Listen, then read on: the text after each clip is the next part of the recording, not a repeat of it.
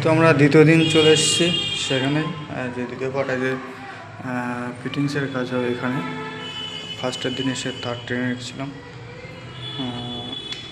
এটা main board হবে, এখানে একটি হোল্ডার আছে আর এখানে একটি টিউব হবে।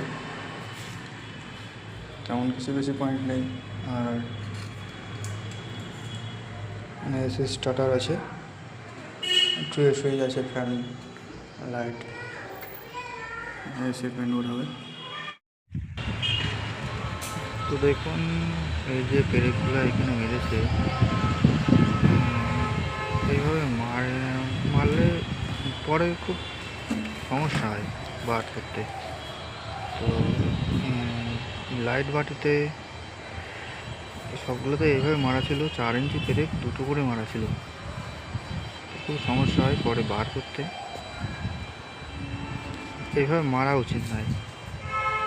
পেরেক মারতে হলে বাটির যে এই যে কর্নার কান্দে বাটির সাইডে দুটো করে 2 দিকে মারলে যথেষ্ট।